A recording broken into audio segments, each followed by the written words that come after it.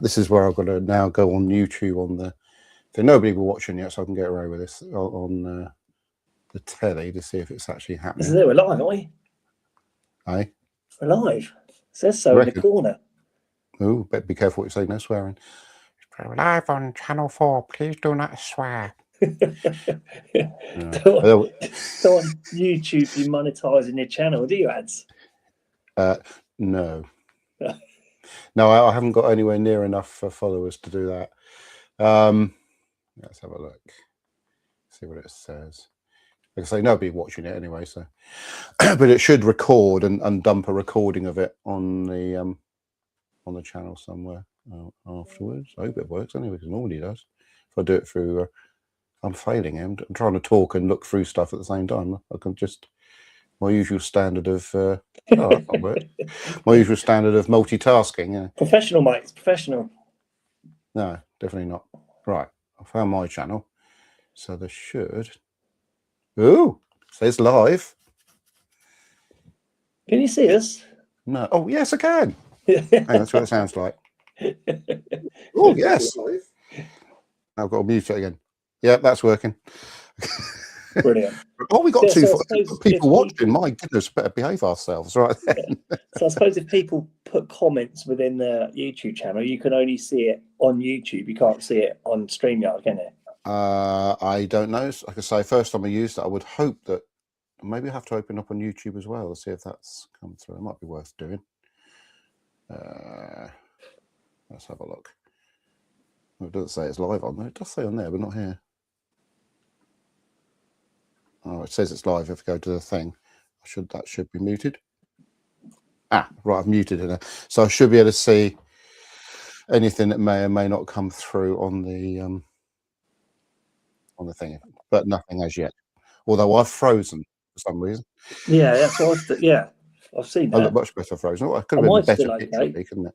Maybe that's why. Yeah, I've frozen on YouTube because I've got a YouTube open on the thing, so I'm going to close that down. And I don't know. It's a shame about the comments thing. Maybe are you able to see anything coming through? I'm on my phone here. So why can't I not hear you all of a sudden? Have I turned it's because I've turned the volume down. Right. Christine Crockford, she's there. Apparently good. You'll have to be the message. #1 subscriber to your channel. Wow. She says we're going to beat City 1-3. That's that would be nice if it happens. Yeah. To be fair, our recent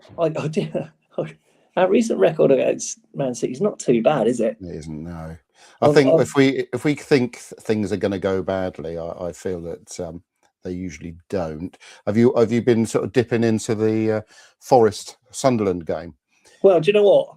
It's no good asking me my predictions because I predicted it would be a low-scoring game tonight. Yeah. 2.5 goals. Yeah. So if anybody is unaware, Sunderland are losing at home 4-0 to Forest at half time. So I was hoping another 6 goals could go in just to wipe away the 9-0 record. Yeah, it's quite funny. It's quite funny seeing all the Sunderland fans going out. I presume they're just going down to get a pie. Yeah, come back in. They've had a good season, really, haven't they? Sunderland. They've done well. They've beaten Newcastle a couple of times. You know, they're safe. Yeah, it's a sort of still embarrassing, blueprint. The sort of blueprint, if we do go up, that we want to sort of try and follow, really, isn't there? Yeah, them and Leeds. Yeah. But yeah, I would never predict other than a Saints defeat because, like I've said before, I did try it a couple of times and we lost both times. I predicted the Saints win at home in the league, so I just predict a defeat. I just hope, that we put a good performance in because we're on the telly. It's always embarrassing when all the Pompey fans are watching and all the Man City fans are watching. When you look back at the Arsenal game, that was perfect. It played so well. We got the result. It was all live on telly. Match of the Day covered it really well. They didn't talk about Arsenal at all, just talked about how good we were, and even Alan Shearer did. Yeah, and I noticed we've got exactly the same shirts on. We've got the fake ones on. Yeah. Although my badge is on this side, your badge is on the other side. I'm pretty sure this is supposed to flip the image, but never mind. But that's the thing, isn't it? We went to the Arsenal game without any expectations. Yeah. It was a thoroughly enjoyable day. It was an enjoyable match. Yeah. Saints were brilliant all the way through.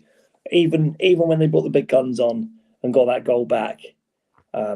Saints didn't stop playing, and I think that's something that Tonda has brought in that side, hasn't he? Yeah, I think so. I mean, obviously the problem we've got coming up to Saturday or tomorrow now is Ryan Manning's out and Phil Downs is out. I'm not worried so much about Manning being out in the not larger scheme of things. It's just that he's likely to be replaced by Wellington, who hasn't had really much football since he was out injured. Yeah, but then Tonda was a bit cagey about that as well, wasn't he? When he was asked about it and was also asked why Wellington wasn't given more minutes in recent games, he said, basically, we'll see what happens on Saturday. So I wonder if he's thinking of playing somebody else at left back. Oh, that's a good point. Who would he play? Stevens has played there before. Okay. But then people would just assume it's 3 centre-backs, wouldn't they? But yeah, if he was definitely playing left back, that would be an answer. But normally I would say, great, Wellington, Cienza. Well, that's a pretty good combination down the left-hand side, isn't it? Because they do work really well together. And maybe that will work. I don't know. Yeah, and he was playing really well, Wellington, before he got injured, wasn't he? Yeah. But then Manning's come in and just been brilliant. So he's been brilliant, but he does get a lot of set-piece opportunities, and most of them are awful. And then he'll hit one absolute belter in and we'll score from it. So I was taking the mickey out of him, calling him the legend that is Ryan Manning, and he is.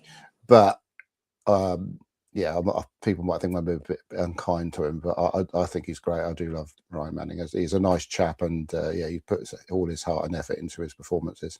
Yeah, I'm not so worried about the Downs thing. He's a great Jay Charles. He has. Yeah, we got Cam Bragg. He could do absolutely. a job there. Yeah, absolutely good. So and he won't get booked either. Thing is with Downs, he's always got a booking or a sending off. To be fair, he was really lucky. He was really lucky with that Derby game last week. Yeah, I thought he was going, but he didn't. So what's your plan? So I did have a dream last night about the game. A lot of people had. It's funny. My daughter and my wife both said they had nightmares last night, and nothing to do with football. Now, you've had a dream. I don't know what my dream was. I can't remember. No, mine was about the football. I don't often dream about the football. All right. But we went 2-0 up really quickly, really early in the game. Don't know. I've got no idea who the scorers were, but I do remember the last one. Man City pulled one back, and then Stewart scored one on the break to make it 3-1, and then I woke up. So. I've got no idea. So that was the first half and ended up losing 4-3. That's a joke.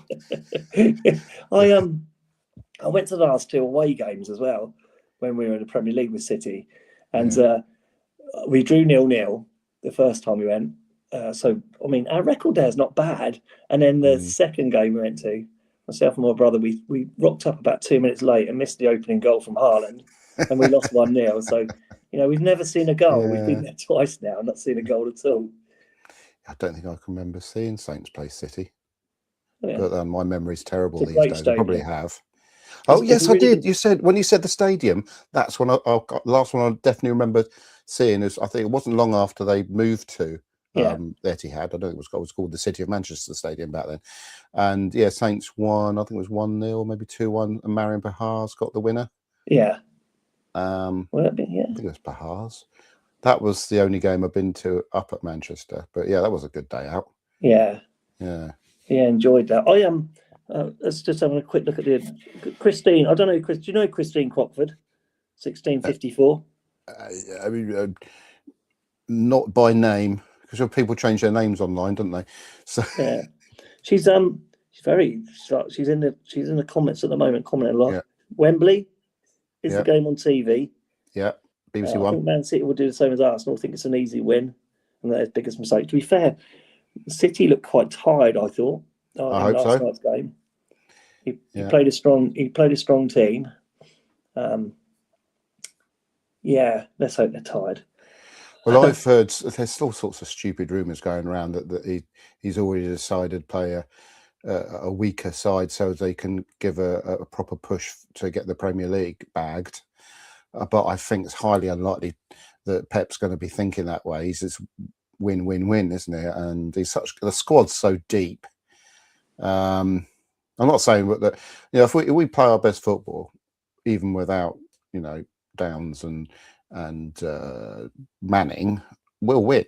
I don't care. I think Saints playing their best, we will win. We've got Larin who can double up as a central, a midfielder, defender, and a striker, and he's a real handful. I don't think they're really.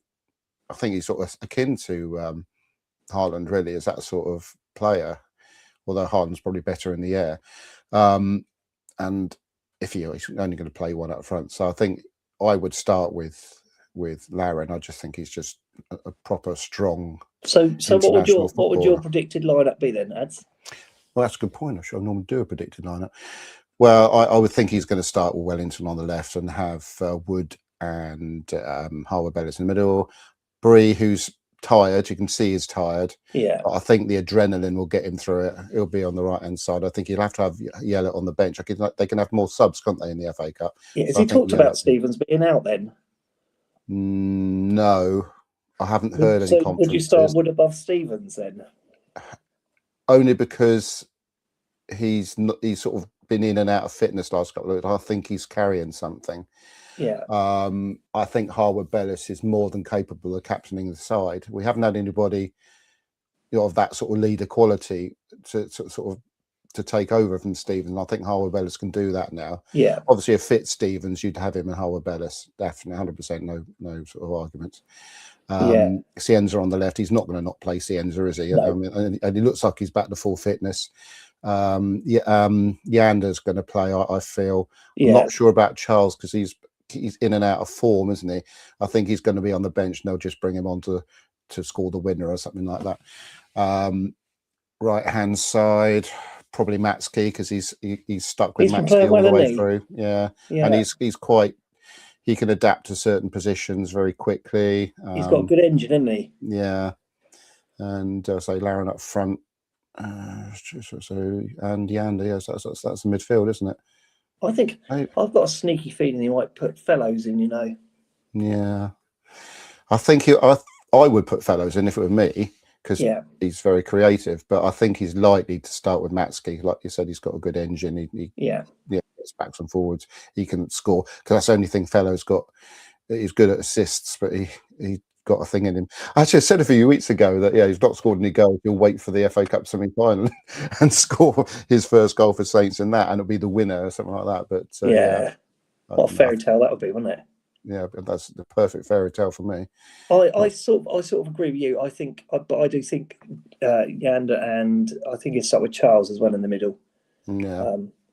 Well, Charles should play. He's an ex-Man City player, isn't he? So same with Harwood-Bellis. So I think he might want to play and just show what they let go, sort of thing. So, I think Stevens will start. I think he will. Let's have a look at. I hope he does. I'm looking down the Man City squad here. Doesn't actually say. Usually, it says about the status of them. Well, Rodri's out, isn't he? Is he? Good. Yeah. I don't mean this in a nasty way, but I was hoping that would be the case. Yeah. but normally it lists the squad. This is a FOT mob by way of plug, and it lists the squad and it says their fitness status. But we'll get rid of that one. But Rodri not being in is hopeful. It'd be nice if O'Reilly was out as well. Yeah. And Haaland. Let's list a few hundred. Well. I asked ChatGTP. I said to ChatGTP, create a simulation of what may happen in the Man City v Southampton FA Cup semi-final tomorrow. Yeah. Create a brief fictitious match report. And this is what it says. Okay. Yeah. So this is AI for you. Man City put their place in the FA Cup final with a composed 3-1 victory over Southampton and a lively semi-final encounter at Wembley. City started on the front foot, controlling possession from the opening whistle. Watch for the first mistake. Okay. Their pressure paid off in the 18th minute when Kevin De Bruyne threaded a first pass to the Southampton defence, allowing Erling Haaland to calmly slot through the opener. Watch out for the next mistake. Southampton, however, refused to be overrun. Against the run of play, they found an equaliser in the 34th minute. James Ward-Prowse curled a trademark free kick in the top corner. I thought you were going to say Adam Armstrong for a sec. Briefly energising their supporters and shifting momentum. The second half saw Manchester City reasserted dominance. Phil Foden actually does play for them. Restored the lead in the 57th minute after a slick passing move on the edge of the box, finishing low past the keeper. As Southampton pushed forward in search of another equaliser, gaps began to appear. City capitalised late on with substitute Julian Alvarez sealing the result in the 82nd minute after a quick counter-attack. Again, he doesn't play for them either.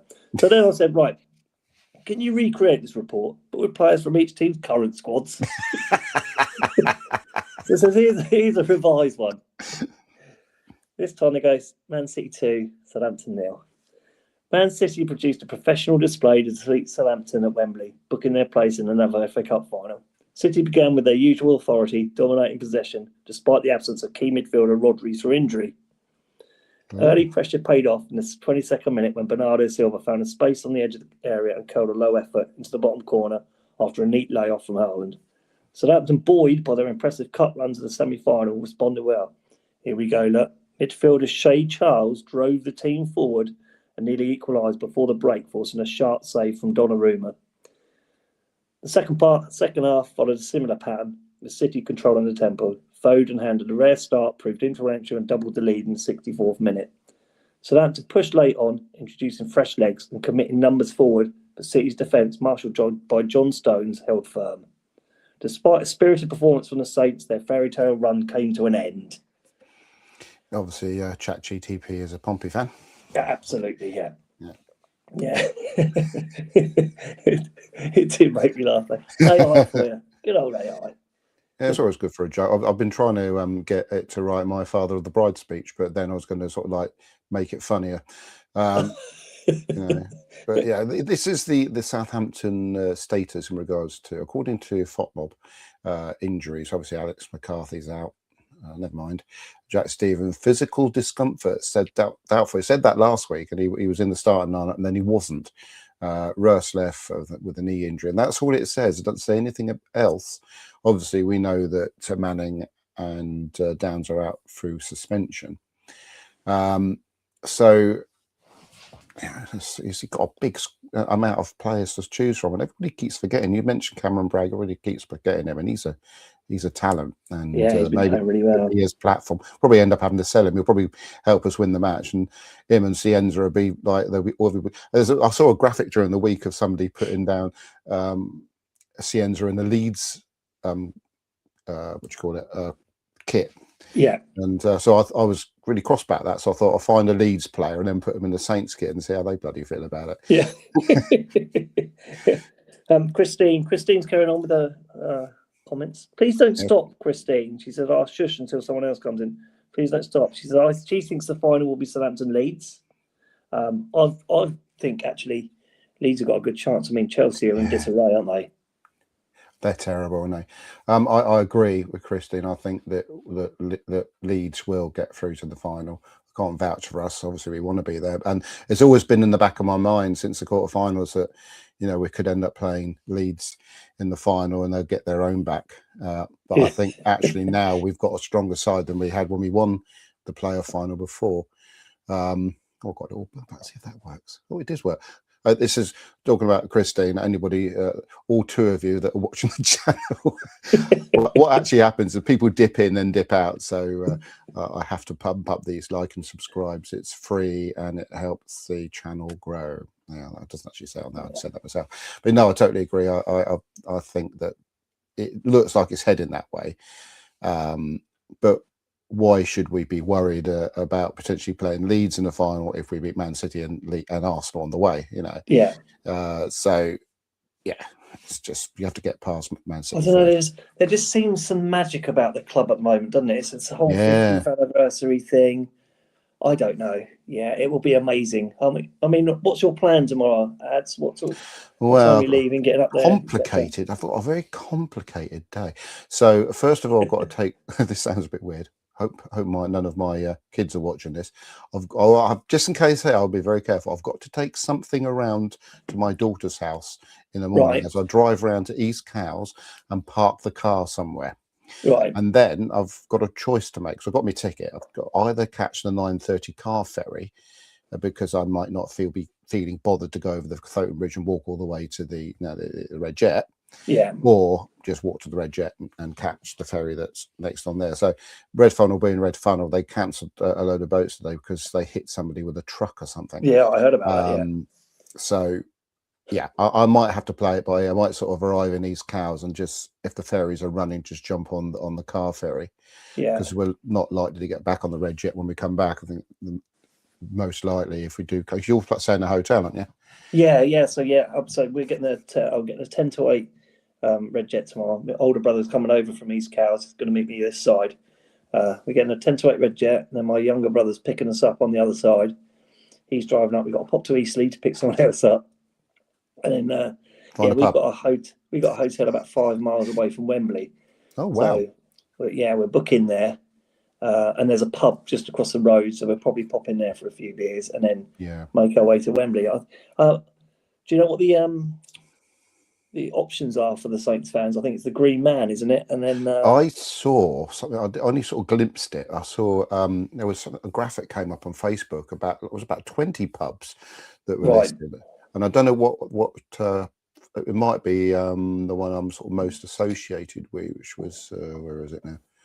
It's where I post all my videos. Saints World. It might have been on there.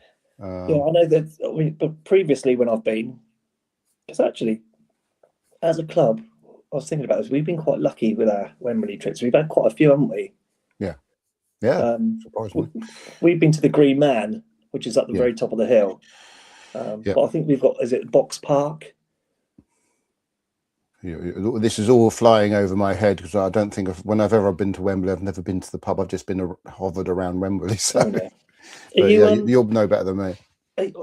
When you get there, Ads, are you going to be doing some filming? I'm hoping to do some content, because it's a rare event, isn't it? Yeah, absolutely. Especially for me to attend. I mean, like I've said to other people, I've got some videos somewhere in my archive of when we went to the Johnson Paints Trophy final. Yeah, and I know it's really good, and I need to dig that out. But I'm thinking all this stuff I can do during the close season, just to sort of do content filling gaps. And there's I might redo the Saints Liverpool game, and Dally Wallace scored the 2 goals. I don't think I output that on a particularly good setting, so I might redo that one and just have 2 of that running on the side. There's lots of bits and bobs. I really do want to find the footage from that, because I know I filmed the penalty that Ricky Lambert had. We were at the other end, but the crowd, it was all about the crowd reaction, isn't it? That when you capture stuff like that. But that was a fantastic day. I look fondly back on the League One days. I know it was I mean, the year before was awful, but then when Lieber took us over, we did have some brilliant times against some great clubs. We had some really good away ties. I mean, the team that we had wasn't obviously a League One side, but to see us playing the way we were. So the ZDS I look back on really fondly. Yeah, I went to that one. That was a good one. And actually, with Coventry, I'm quite glad they've gone up as well, because I've got a bit of a soft spot for Coventry, because we beat them 4-0, didn't we, to go up? Yeah. And they went down. So I'm quite pleased. I'm not a massive Frank Lampard fan, but I was when he was a player. I'm not so much as a manager. I think a player is just phenomenal, but not so much. But I mean, you can't argue with the job he's done. I mean, they've been there, and they've easily been the best team. I think for a certain extent, I feel that Mark Robbins has already sort of prepared the squad, and that he's just sort of like tweaked it and got them going again, a bit like Tonda when things are so bad under Will Still that the players are desperate to get going with their jobs, and Tonda maybe sort of is more prepared to sort of try different formations and stuff. Maybe the players like that. I don't know. Maybe they just got rid of Adam Armstrong. I did. Of course, I was too young really. I was 5 for our first 76 FA Cup, and then I didn't go to the Milk Cup. I think there was the Charity Shield, then it was the League Cup when I think David Peach scored a penalty. 17-9. So I didn't go to that. I think that my first trip to Wembley to see Saints would have been the ZDS final. Yeah, me too. That was a really good. It was a bit rainy, I seem to remember. There's a picture of me, Freebird, and D just after I bought my program. I've got the program somewhere. I don't know, maybe I sold it. I can't remember. I'm pretty sure I still got it, because I was referring to the side at the point, because when I met Neil Ruddock at Medina, I wanted to do a sort of chat to him about certain things, and we did talk a little bit about the ZDS final. But I think we were 2-0 down, and Kevin Moore scored 2 goals to get it to 2-2, and then they scored 2. It was a cracking game. It was. Was it Kevin Moore rose like a salmon? Yeah, I remember. yeah, And then Terry Erlock hit an absolute belter, and is it Mark Crossley? I think saved it. yeah. Yeah, Because that was the only time that Shearer played for Saints at Wembley. yeah. The Then of course we had a good side out. Cardiff in 2003. Yeah, that was a good day. And that was raining again. Yeah, Millennium Stadium. Yeah, that was again. Yeah. They had the roof shut, first ever Yeah. final FA Cup final that was under closed Do you know what? doors. It's a real shame that the Closed semi-final doors? couldn't be Roof. played there, isn't it? Yeah, it was. Yeah, It's, I mean, I went it's a to shame. two. It's a shame the semi-finals couldn't be played at Cardiff and Yeah, leave the that makes Wembley sense. for the final. Oh, it's Yeah, nice. I know for us a to lot of get there, people but- feel that, but at least in some ways, it's nice that we're going to Wembley, even if it, if we do get knocked out, we've had that Wembley experience. But then, of Yeah. course, you're thinking if we go through, we've got to go through it again and get a bit more with less Yeah, I fans, because it's obviously the allocation is going to be less at the final. But It's going to cost. The thing is, it's going to cost Saints fans. It's going Yeah. to cost us a fortune, isn't it? yeah, of course, If we is, do yeah. get through and we have a final, then possibility. I still don't want to jinx it, but possibility of a playoff. Yeah. I can't see us getting second now. I think that's gone. No, that's gone. Yeah. But I'm not sure. Unless something amazing happens, but Yeah, I'm not sure it's Leicester all in the Millwall other will team's go. hands, isn't it? So it's going to be a weird though if Millwall going up to the Premier League. I must admit, it's something I never would have predicted at the beginning of the They season. were 0-0 when I last looked. How are they getting on now? Because they've got. I do have Leicester away, access haven't they? to the current scores by my old friend at FOTMob. Let's have a look. Yeah, Championship. Right, where are we at? Oh, where is? Oh yeah, it's still 0-0. 67 minutes. Is it? Yeah. So See, it's good. Well played, Leicester. Keep it going. Yeah. Christine was saying she loved watching Saints of the Day. I did too. Christine, my first game was 1984. My brother took me to see Saints v Coventry, and we won 8-2. Wow. My first game, I can't remember who it was against. I remember it was 77. And I remember being in the Milton End and not being able to see a bloody thing. Yeah. I think we lost. Because what happens, I was visiting my dad, and a couple of his mates were heading to Southampton and just took me to them. I said, I'd like to go and see a football match. And they just took me to the match. But like I say, I know it was between January and March of that year, because it would have been in my little diary I had at the time. Yeah. But those pages are missing. Yeah. And then I think the next game I went after that, D Holmes took me to, it might have been Palace. I've got the programme still. And Saints won that one. I remember being really ill, having flu or something like that. But I was so desperate to go. And it was in the wooden knee stand, of which I have a seat somewhere outside. When I salvaged, I had to pay for it, but I salvaged from the Dell when they shut it down. Oh, nice. So it should be able to survive being outside, because it was outside for about 90 years. So before I put my hands on it.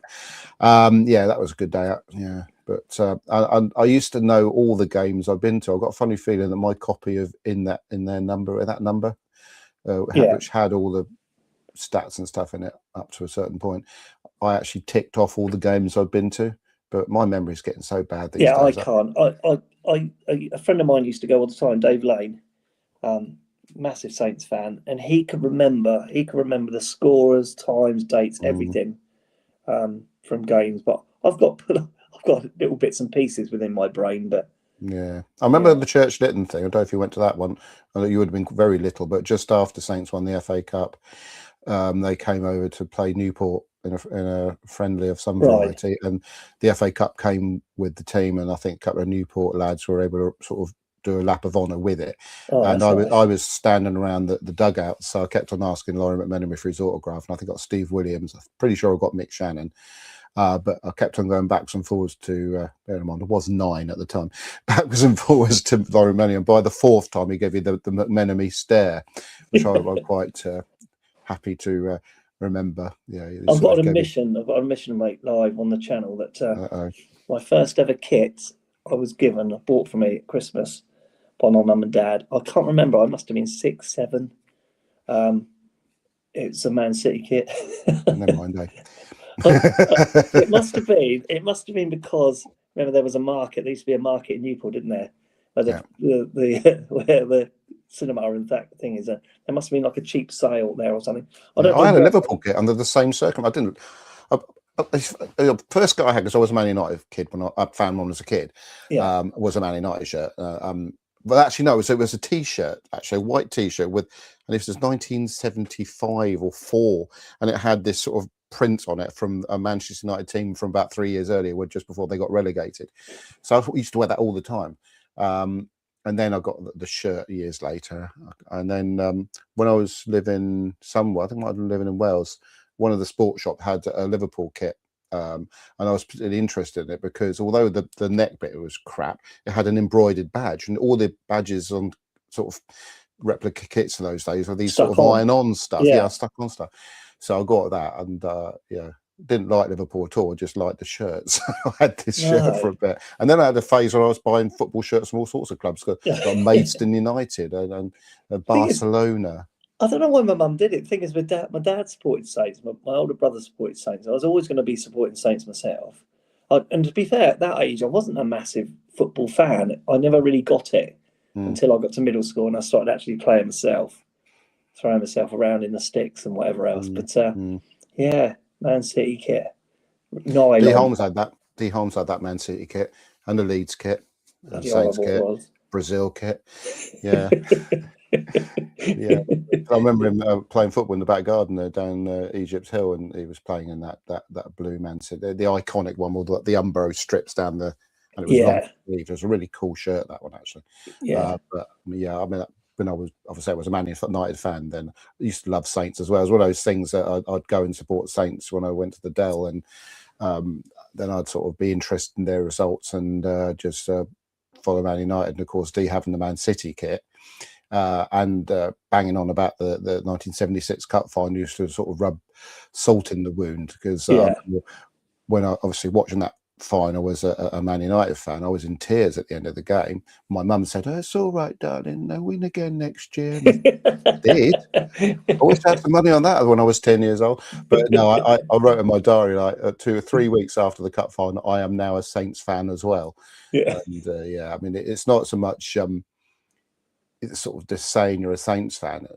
Every time you enter the home ground, I'm going to say the home ground because it's Adele or St Mary's, you get tainted with a bit of irreversible Saints fandom. And I know so many people have not been able to recover from that. Stuart Haight, my mate Stuart Haight, sort of stalwart Arsenal fan. He went to that Millennium Stadium as an Arsenal fan. He wore the shirt. I've got a picture of us all waiting to go in. He's wearing his Arsenal shirt, all in our Saints kits. And he, within a couple of years of constantly going to the Dell, he's totally blanked off Arsenal.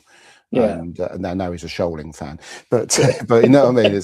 And my future son-in-law Owen, who obviously a BAFTA winner, ladies and gentlemen. Owen, he'd have a little taint of that BAFTA because he was in it for like half a second.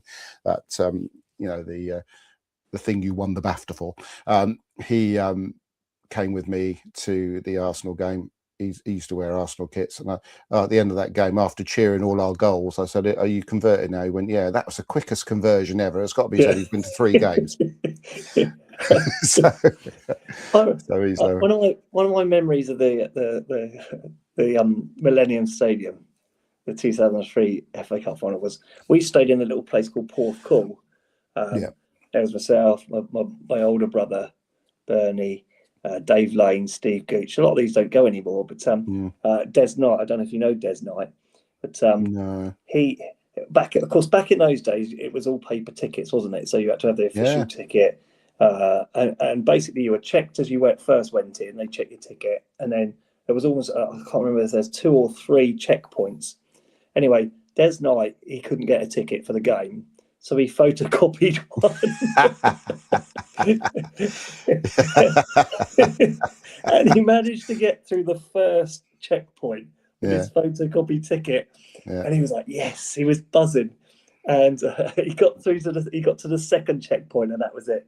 They wouldn't let him any further, so he watched it in the pub outside the stadium and met us afterwards. But yeah, I mean, it's funny to say because when I was a club secretary or whatnot of someone, whatever club I was with at the time, clubs used to probably still do get 2 FA Cup final tickets if you apply for them. So I went to a few cup finals off the back of that. I think it was Liverpool, Man United when Cantona scored, and then obviously Saints Arsenal, which I got for my season ticket anyway, and so we had 4 tickets for that. And then the following year was Millwall Man United. I think Man United won 3-0. So it was just really good fun to go in the cup finals because there's or FA Cup finals because there's such an iconic event. Yeah. And I'd go to them, don't matter who's in the final, but when Saints are in it, it's just, it's about time I can go and watch Saints play in the cup final and 100% support them. Yeah. Because obviously it really frustrating. I still feel every time I watch the old footage from '76 that I'm sort of taking in that as a Saints fan, and I just the John Watts. No, it was what's the other commentator? David Coleman, wasn't it? McCalliog to Stokes' onside 1-0. That is just music to my ears, Yeah. And just the first time I heard it, ended up tears to my eyes. But no, it's just Christine mentions about it was the biggest footballing occasion, wasn't it? The FA Cup final. Yeah. It would, and the TV coverage, BBC, ITV, whatever, would be all day. Yeah. And it would follow the players through. Yeah. I remember. I think it was the quarter final when we were beaten by Everton with a dodgy goal. Inchy Heath. Yeah. So, Adrian Heath. Yeah. Adrian Heath. Right? Yeah. With the sand in the penalty area. I remember that. Remember there was a semi-final. I think was it Mark Wright broke his leg. That was it. Yeah. And Shilton got a bit unlucky with one shot. I think that's against Liverpool. And we're unlucky not to get. We played better on the day and should have gone through. Been a few unlucky in semi-finals. Obviously, I remember the one at Villa Park was bloody good when we beat Watford. Yeah, that was a good. It's funny you saying as well, though, Adam, about like falling in love with Southampton, and your friends being converted and you converted. Yeah, I must admit, I've been a season ticket holder. I was 30+ years now, and there's been a little group of us that have been going for several decades together. We all of us, the start of this season, just before Christmas, we fell out of love with it.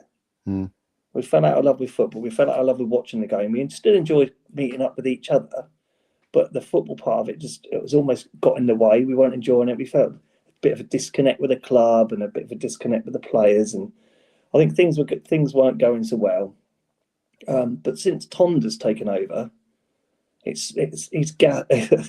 weren't going to renew our season tickets, and we weren't going to pick and choose when we go next season, etc., etc. But since he's come in, that the passion that the team have played with, and the change that he's given to that side. I mean, this 20-game unbeaten run's incredible, really. I know Russell Martin did similar, didn't he? Yeah. But I think Russell Martin did it. Not as much style, is it? Because there was a lot of draws. There was a lot of passing around to keep games level and things like that. Yeah. And I love that. I love the Russell Martin promotion. I wish things had been different. I wish he had, been able to adapt and did really and done really well, because not been so stubborn. Afterwards. Sorry. And not been so stubborn. Exactly. That was him. He just refused to change his ways, and they just to adapt. There's absolutely. no plan B. It was always just plan A or nothing else. But Tonda's been like a breath of fresh air. I mean, you sit and you watch his his press conferences and things. He just doesn't seem to be phased by anything. No. He's very respectful. Yeah. But actually, he's so focused, seems to be single-minded, isn't he? Yeah. Basically, he wants to win. And I think that's brilliant. Yeah, that's obviously getting through to the players and us, to be fair. Yeah. Obviously, the game against Bristol City was a bit disappointing, but like everybody said, it looked as if players had their minds on. I know he would probably not want them that, but they're only human beings, and it looked like they had their minds on something else. But we still, because Bristol City played really well, we still managed to sort of stay in the game and could have won it right at the end if somebody had hit a shot on target. But the keeper made a good save. And to be fair to Bristol City, I mean, I've got all the respect in the world for Roy Hodgson. I think he's fantastic. To be fair to them, they came and did a really good job on us. And I think because we've had that run of sort of, is it 3 game weeks, isn't it? That they keep talking about, these 3 game weeks that we keep having. it had to happen. It had to catch up with us in the end. We looked tired. We had looked tired against Derby, and we got away with it. And we looked quite tired the game before, and we got away with it. I think you can't keep playing these games. I know they're professional footballers, and you talk about their fitness levels and things like that. But I think that's something that's really stood out as well since Tom has taken over. The fitness and they are levels of putting those a players. lot of effort. If the players weren't putting the effort in and put what the work weight wasn't up there, you wouldn't really accept that, would you? But No, you know that they're trying their hardest, and that's all you really want from the players. And if you lose and the players have done their best, then you haven't got really anything to moan about, or you feel they've done their best. Obviously, we're all critical of certain things that happen within matches, individual things, but you're looking at the squad now, and I know Gavin Bazzunu's getting a hell of a lot of stick, and how grateful everybody is that he's gone.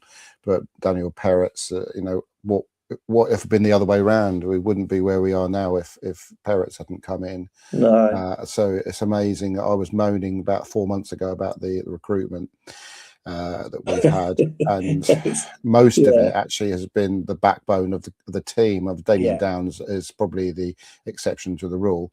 I know that Mads Roerslev, if he hadn't got injured, he looked like quite a promising player, but that sort of backbone through the middle with Cienza on the left and Peretz and it all works so well. Peretz is a phenomenal goalkeeper, and his presence on the pitch, it's like having two players at the back. It's amazing. And Laren's been a real surprise for me. I mean, everybody never heard of him, but my goodness, he's a footballer. His goal scoring record was pretty poor in Mallorca, etc. But he's come in and he's just fits him, doesn't it? And again, he looks a different player from when he first arrived. He looked like he couldn't run for about any more than 10 minutes. He'd be off. He'd be injured. But Christine's saying that her family, the rest of her family, she supports Southampton, but her family support QPR. Oh.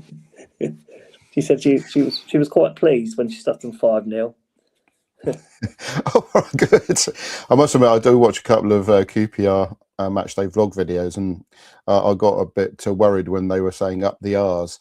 That's a bit inappropriate, but then I realised that for some reason you're gonna have to get Christine on. You're gonna have to get Christine on with it, because she's got some stories. She met Kenny Morgan from the Busby Babes. Talked about the air crash. Wow. Bobby Diggs with Bobby Charlton.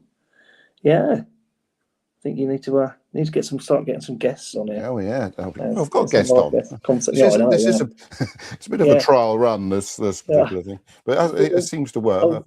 Martin has Michael's fencing on, and you've got me. Yeah, I know. Well, I'm hoping to get Peter Shilton on at the end of May, even if it's briefly. I managed to get Neil Ruddock. I had to wait a very long time. He said he'd do a little chat with me 4 times during that evening, and I got him right at the end of the evening. What he did for us was really nice. But I would like to get a little chat with Peter Shilton. I'll be really nervous asking him, but if he says no, he says no. But if you don't. But Matt Letizia, whenever you go up to Matt Letizia and ask him for a chat, he always has a chat. He's really good. So I should imagine Ricky Lambert's very similar as well. Yeah, I'll trouble is, with the Legends game coming up. I don't want to tread on anybody's toes, but I'd like to get a shirt signed by James Beattie. I think it's about it, but I don't think I'm going to be speaking to anybody, because I know Martin's going to be very busy at that game. So I'm not going to be attempting to tread on anybody's toes at that. But the Shilton thing, I'll just try and take my opportunities when they come. But that would be a nice little scoop. Peter Martin was at the press conference, wasn't he? So he's doing it right, isn't he? Yeah, and he's a good boy, isn't he? So he behaves himself like some of us. So he's very skillful at actually the PA. His PA levels between himself and the club are absolutely spot on. Although I have earned a friend in the stewards at St Mary's who, when we were all being told not to film anymore, he actually stood up for me. So I was actually able to complete the matchday vlog. Oh, that's right. For the we played Bristol City game, so that's nice. Trouble is, I have to try and get that seat I was in to get that sort of backup. But he's amazing. He's very talented. It's amazing that somebody who's been in sports retail for all these years, and just started doing TikToks, and a talent emerged from that, and it's he just needs to hone it and develop it and keep it going. I'm really hoping to see him presenting something on Sky Sports at some point in the future. But don't you think that's? I mean, people moan about technology a little bit and social media and things like that, but I think the emergence of things like YouTube are brilliant. Because I quite often sit and I watch Benjamin Bloom. I think he's fantastic as well. Sit and watch his. I know he's a big Ipswich fan, isn't he? Yeah, we get ointment for things like that. Yeah, but for him to sit there and he when he talks about Ipswich, and we were talking. I watched this thing about the race for second the other day. And he's unbiased. He's quite honest in what he has to say. I think, but you can't you? It's like Martin. It's like you. It's like you can sit there and you can watch. Yeah, I'm just doing it for fun. And Martin, he deserves every bit of success he gets, and he's been through quite a lot to get to where he is now, and he deserves to carry on. But I've got a bit of good news. Leicester City are 1-0 up against Millwall. Are they? So, and it's 86 minutes on the clock. I will keep up to date with that particular scoreline because obviously, that puts it back right out there, doesn't it? If we beat Ipswich, Ipswich got a game in hand though, haven't they? But it doesn't matter. If we beat them, that brings us up a level, and our goal difference is better than. I know it isn't. Ipswich's goal difference is better than ours, but we'd be level on points, so that would put the pressure on them. But they have got one extra. They have got one extra game available to them, but it keeps us in the hunt. So, Millwall got 2 games left after this. Yeah. I know they've got Oxford somewhere. One game after this. Yeah, right. It's their penultimate game of the season. Ipswich got 2 from now. Ipswich got 3 from now. This is Millwall's 45th game, Leicester's 45th game. So let's keep that. I don't know if that's on one of the other Sky channels now. I'm sort of watching this 4-0 still. That didn't change. Sunderland 0, Forest 4, but maybe I should have been watching that one. I know if I put it on, it is on some Sky Sports Football HD. I bet you now put it on and Millwall equalise. Still, 1-1 wouldn't do us any harm really, but at the moment, it's 88 minutes on the clock. Went into my so for some strange reason, lads, every time you look up, the screen freezes. I don't know if it's is it freezing? Is it freezing now? I think it's because you got like your beard's like a barcode or something. I'll try and do it with my eyes, but trouble is the top of my glasses getting after like that. But I think people were expecting when they Millwall to beat Leicester tonight because of course Leicester have gone down. It's almost like a free hit. The pressure's off. Somebody's talking about that on earlier on today, that they think now Leicester have got nothing to play for. They've still got a good squad of players. They could just go out and enjoy themselves, and hopefully. But I read somewhere that the fans were going to boycott the game tonight, and they weren't turn up at all. I don't know if they did or not, but I don't think. I mean, the fans that I know of that do the vlogs, they'd never do that. They wouldn't have any content to produce. That's probably why they go to the games under these circumstances. But the thing is, Leicester are in real trouble, aren't they? Because I think they've taken I've had more point deductions, well, haven't they? So. Oh my god, yeah. So and more. Oh, hang on, there's a breaker. Yes, and they've also likely to get more points reductions next. I think it's a bit unfair. Keep on deducting. It's like Sheffield Wednesday going to get points deductions next year. I think, come on, punishing the fans really as well. It's such a great team. Great club. There's Richard Quigley's side, isn't it? He's a Sheffield Wednesday fan. Who's that? God. Richard Quigley. He's a Sheffield Wednesday. It doesn't shout about it an awful lot, but he is indeed. I was trying to get him on to talk about Sheffield Wednesday when we went to play. He said he'd do it, and then he changed his mind. I think Leah said no, but well, he didn't want to be associated with you at all, lads. He's a member of Parliament now. Come on. Doesn't stop him from being a Wednesday fan. Though. It's like blooming Prince William being an Aston Villa fan, isn't it? When you go into the cup final, shaking the hands. I knew it. Me switching it on. Yeah, Millwall have equalised. But still, even a draw's not good enough. Really, they've got points. Yeah, it's good, but they've got time to maybe get a winner. So watch this space. But anyway, so I was starting my story about the travelling to the Cup final. So once I've got to the to Southampton, the coach is picking us up from the Red Jet, then up to Wembley. I shall be milling, I reckon, around Wembley. I'm expecting a stop probably in Fleet, where I'll try and resist. I'll have a wee, but I'll try and resist buying it because Deb's given me a packed lunch, and I think it's very disrespectful to buy any food when I've been given this packed lunch. And then I'll be on to Wembley, and I'll just sort of mill around and I don't know, just film things because all the other times I've been to cup finals, not relating to Saints, I've filmed stuff, and it's quite precious footage of what was going on around the ground. I found one of the Man United ones I went to when it was Tony Gubber was on it and Alan Hansen and all these, some of them no longer with us, that were just, I sort of shot for a railing because they were in the BBC backstage area, and things like that. And the most frustrating one I remember was me, and it was Darren Hughes, as a player, one of my players. I think it was Cowbourne, was it Wootton? It was Wootton, I think. He came with me because he was a Man United fan, and he got the other ticket. So we travelled up in my Beetle to the into the bloody Cup final against Everton, I think it was. Because I filmed some kids, and it's very much like the vlogging now. And this Scouser goes, "Oh, Everton are going to stuff Man United," and that was a great Scouse accent, as you can tell. Yeah, it's great, mate. And that was on the video. And we went walking around the area, and then met my wife was a massive Brookside fan, and one of the Brookside actors, who was a Scouse, obviously walking up the road, and I was like, "Well, I had a chat," and I was like, "Oh, can you film a message from my wife?" Anyway, I sort of put the camera up, and he said the message, and I looked down that camera, and I hadn't pressed record. So no. So he cut it, so I had to tell her, "Oh, I met that bloke from Brookside, but I forgot to record it." But yeah, it's a similar thing that happened when we met Howard Donald after the Howard Donald gig. I went to try and take a picture. It was so bloody dark, but I should have recorded it because then I could have got a screenshot from it. So I wasn't very popular on that one either. So somebody who actually uses cameras, as a living sort of thing, cocking up.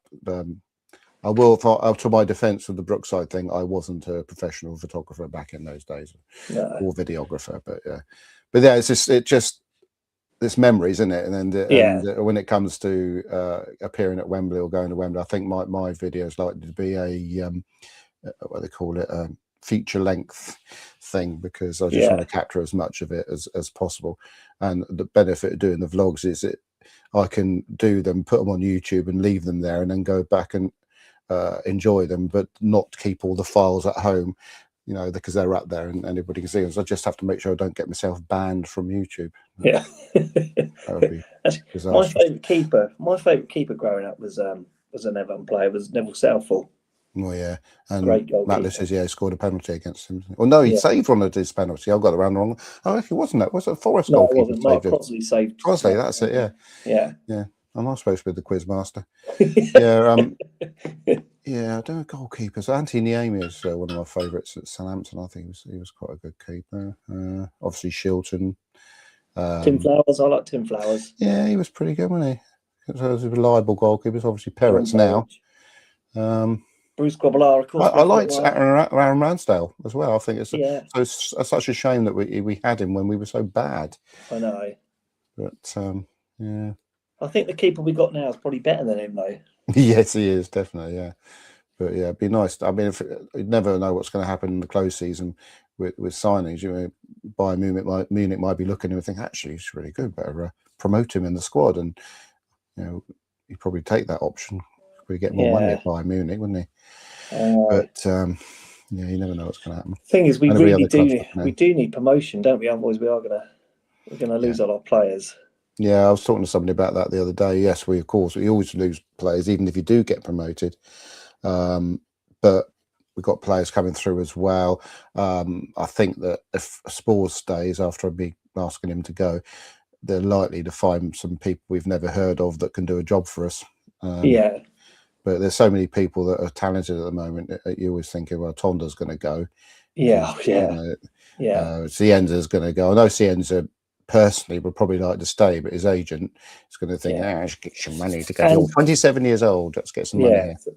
Exactly, there'll be plenty of clubs interested in him. Well, apparently he's going to Leeds, according to that graphic I was talking about earlier on. But it would really be nice, wouldn't it, for us to be able to keep them together, to get promoted through second or the playoffs, second preferably, and just to see how we can do. Because it was so awful last year, wasn't it? Yeah, I have hoped, sorry, that they would have learned from, especially the recruitment team, from what happened, last time. Yeah, I think to a certain extent, even with the squad we had last time, if Tondra had been in charge, I think we probably would have picked up a few more points than we did, because he was prepared to. He started out with these awful three at the back, playing a little Russell Martin-ish, wasn't it? And then then he after the fans were moaning about this, when we started losing again. He tried the four at the back, and it changed everything. We were back in business again, and I think there's a lot of experimentation going on this season. But I would hope that if we can keep the same framework to a certain extent. I mean, obviously Tonda in charge. Yes, we're going to lose players anyway, because some are coming to the end of contract. They haven't renewed Bree's contract. I mean, he'd be first on my list, I think, for contract renewals. And obviously, if we went up, I think Peretz and Laren would almost certainly sign for us, and that would be a good basis for when we go up. Obviously, when you see Leeds and Sunderland doing quite well, because the last few seasons it's been the 3 up, 3 down. It's been the same sides, but these Leeds and Sunderland have proven that it might just be luck, the fact that Wolves have run their course, and a couple of other sides, Spurs have run their course, and they've got to do their little trip down through the leagues, like Man City did, and Aston Villa for that matter. But so you never know what happens in football. It's always ups and downs, and you're thinking about the downs we've had the last couple of seasons. This is a nice up, and you just got to enjoy them while they're there, aren't you? Really? Yeah, I think we've had more, as a Saints fan, thinking back over the years I've been following them. I think we've had more ups than we've had downs. You're probably right. It just seems that our downs were very down. Yeah. Yes. It could have been worse. Down, like it was, when we went down. Because I've got some video. I found some video. I must put that up at some point. When we stayed up in the Championship before we went down to League One, we stayed up on the last game or something. And there's Andrew Sermon being carried on the pitch, and I'm on the pitch and I'm filming and looking up at Andrew Sermon on the shoulders of people. And there were some other players as well. That was a great the video of being on the pitch and all that atmosphere is fantastic. But and then of course, the next season we were bloody awful, and I think I gave my season ticket up halfway through the season. I didn't quite go to the extent where one bloke actually walked in front of the manager, I can't remember who it was, and threw the season ticket at them and walked out of the ground. Probably never go in St Mary's again. But was that the season we bought Schneidlin for $1 million? Might have been. I can't remember. And we got was that when we were actually down? We spent two seasons in League One, didn't we, before we started climbing back up again? Yeah, because we got a points deduction, didn't we? The first year. Yeah. But that was hard. But we had some really, there was things like Gareth Bale coming through and Theo Walcott and Alex Oxlade-Chamberlain, and just letting them go was so frustrating. As I know that Walcott was a Saints fan, but they had to let him go because Arsenal said, here's some money for you. And of course, we couldn't say no to money, because when we got £75 million for one player, was it? We got off 75 million. And I thought, where's that money gone? Oh, yes, into Rupert Lowe's back pockets. Yes. Because it didn't explain all the money we received for certain players. And no, he's doing right for himself, though, isn't he, old Rupert? Yeah. I saw that you said about Marcus Lever. I see his daughter's got back on the board again, isn't he? Yeah. She, not he. Sorry, big one. So I wonder how that's going to pan out. I don't know. It's such a shame that he's not still with us, isn't it? Yeah, he would have loved this as well. Being, gone. I wonder if Dragon's going to make an appearance now at Wembley, because it's the only time you ever see him is if we're at the Wembley final. Obviously, doesn't like St Mary's hospitality, but he likes the Wembley hospitality, obviously. So it'd be interesting.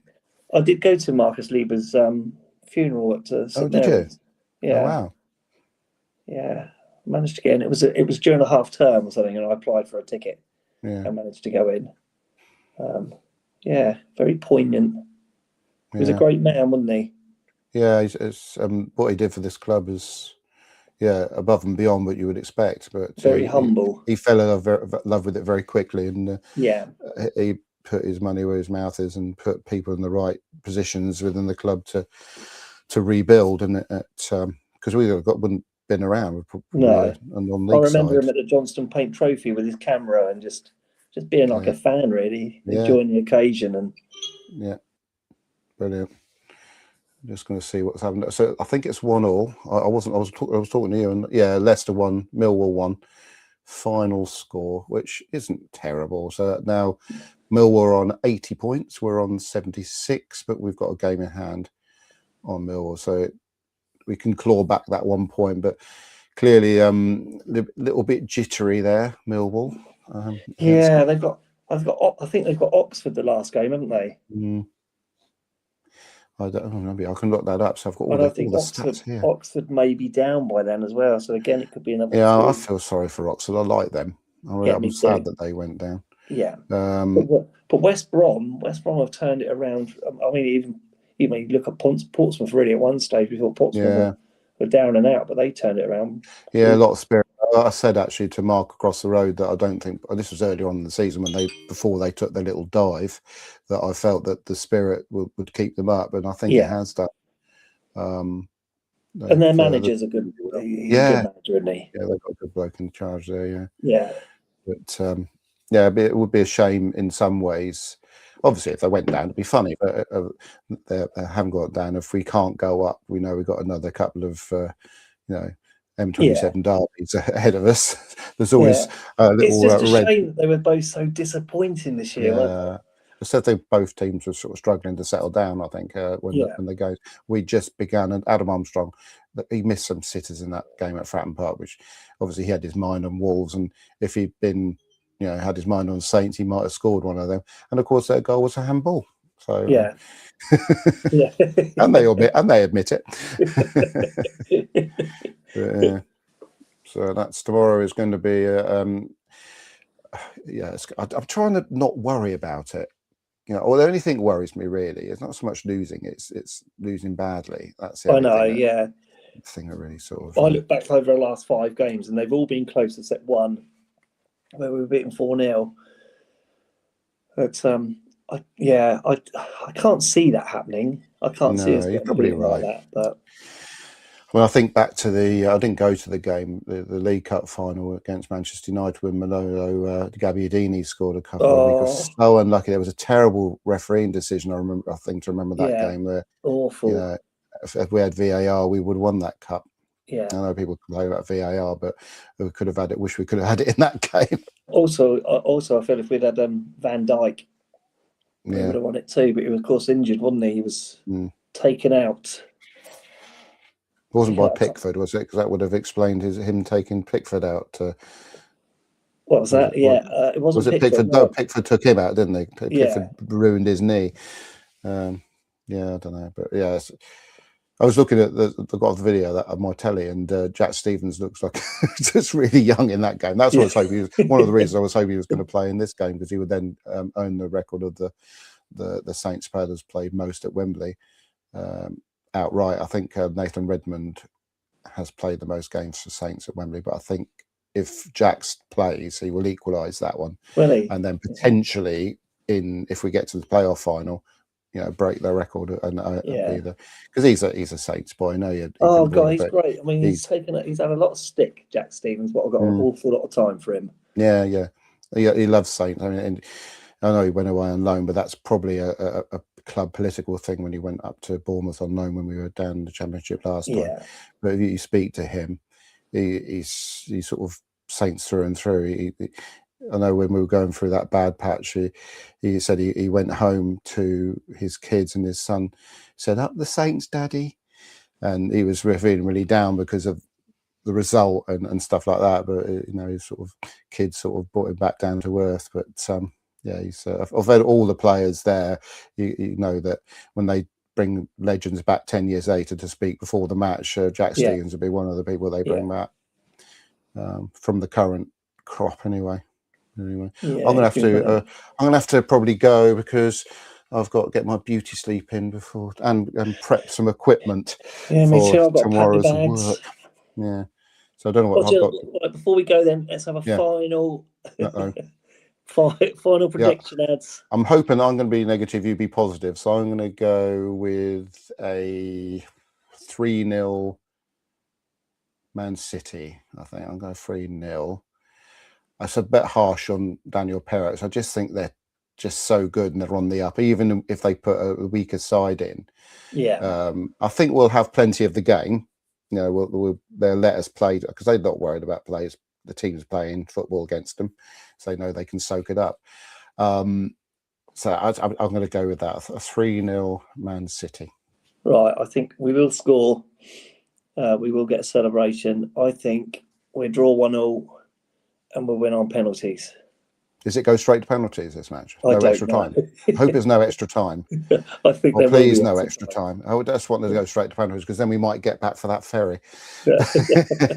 I don't know. It's interesting. Penalties would be interesting because you know, we haven't had Daniel Perez presented with too many penalties, and that would be an unknown quantity for Man City, wouldn't it? Yeah. And I know Haaland has missed a couple of penalties in the past, so yeah, you never know. That might be our way to qualify for the final. But yeah, I'll be amazed if we can score a goal. It'd be lovely just to be in that ground after, you know, when Saints score. Hopefully before Man City, if we're going to score at all. Yeah. No, we'll be all on our edge of the seats after that. But just imagine what it was like at St Mary's when we scored against Arsenal. What it's going to be like at Wembley if we score against Man City. Especially if it's a breakaway by Leo Cienzo and curled into the top corner like he did against Pompey. You know, that's how you want to win it, isn't it? But, you've written the script, Dad. You've written the script. That's how I'd like to see it. Anyways, thanks very much for supplying your time for this particular program. I don't think we previewed it very well, but I think chatting about Saints is enough. Oh, we've had a chat, haven't we? If nothing else. Well, I've got to click my like and subscribe things. Anybody who's worked on the channel, like and subscribe helps the channel grow, and I'm sure we'll do this again. Thanks, Christine, for joining in. Thanks, Christine. Graham Thorne's just joined in as well. Graham. He's a Wolves fan, I think, isn't he? Oh, yeah. You got Adam Armstrong. He's learned his trade here, so he'll be all right for the Championship next year. Definitely. Well, they'll come straight back up. But with Spurs, if Spurs go down, that's actually it'd be good for football if Spurs go down. In my view, it shows it will be certainly good for the Championship. It will raise the profile of the Championship if Spurs went down. So keep your fingers crossed. Might get some more money. Yeah. VAR. We're not going to get VAR. Then definitely not in the Championship. No, even though the referees are absolutely awful in the Championship. Can imagine Spurs moaning about some of the decisions that's going to happen next season. It wouldn't happen to them, though. No, that's the reason why we have VAR, because of biased refereeing. You're getting all the refereeing decisions, dodgy penalties and things. Yeah, well, certainly the referee we had against Bristol City was anything on the halfway line. We'll just give it to Bristol City by way of default, It was the linesman. The linesman was awful. Yeah. Anyway, thank you very much. And that's all right. No worries. Up the Saints, up the Yellows tomorrow. Up the Quan. Bye. See you later.